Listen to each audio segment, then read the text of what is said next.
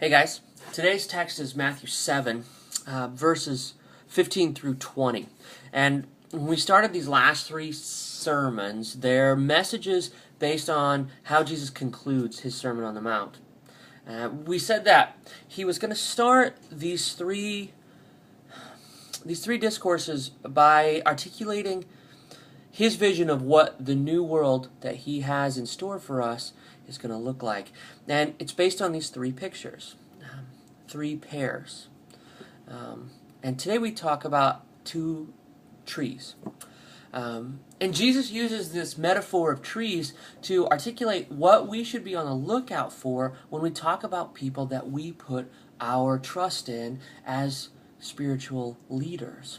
You see, for Jesus, he understood the corrupting influence that spiritual leaders who do not produce good fruit can have on a faith community. In fact, the entire Jewish religion had been co-opted by priests and Pharisees and religious political leaders who had made worship of God a mechanism to seize power and to control people.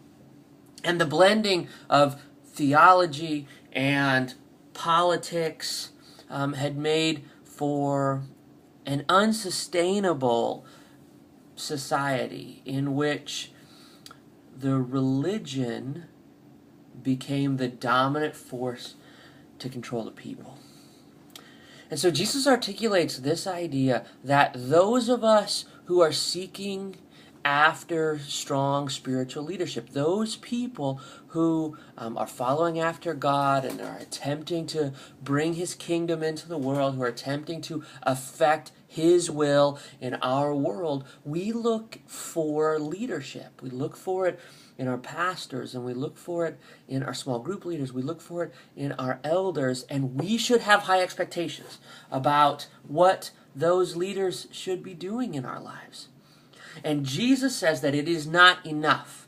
It is not enough for us to be persuaded by credentials and by position, but that what we should consider is what's being rendered.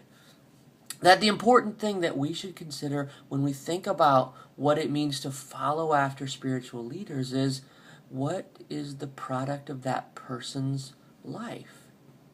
It's a reminder that we must be critical thinkers when it comes to those that we place our faith and trust in to lead us.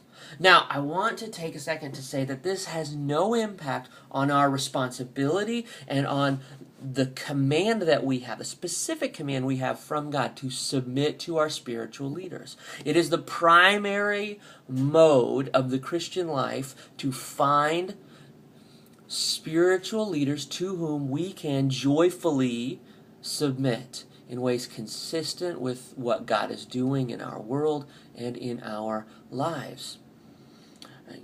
Children should joyfully submit to the mature leadership of their parents. Wives should joyfully submit to the mature, sacrificing leaderships of their husbands.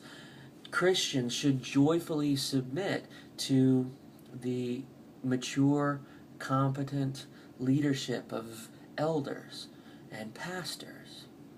This is how it should be. We all should seek out those whom we desire to submit to, knowing that withholding submission is the primary way that we become self-idolaters, that we worship ourselves. And so we are still charged to joyfully submit to the leadership of those who are entrusted with our care. But this text is a reminder for us that we must think critically about the fruit being born from those leaders. And that we have a responsibility as a community of faith to come together when we see issues of incompetence or greed, when we see fruit that isn't consistent with the life that God has planned for us. We have responsibility as Christians to hold our leaders accountable to the standards of conduct which we hold ourselves accountable to. And so there is then a relationship where we share with one another.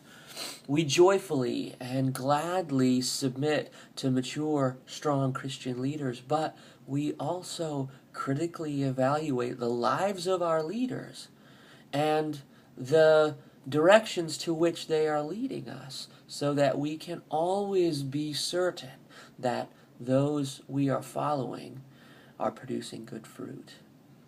It is a relationship in which we cannot abdicate our responsibility to follow after God by simply following a person.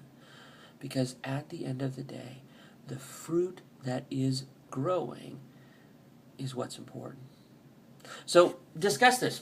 Definitely something of a paradox and a challenge that we all have to work through day to day. Do not ignore the role that we have and responsibility we have for submission, but also discuss in your groups ways that you think it's appropriate for Christians, new Christians, growing Christians, even mature Christians, to take ownership of being aware of false spiritual leaders and the fruit that may be growing on those trees. Thanks, guys. Have a good discussion. We'll see you next week.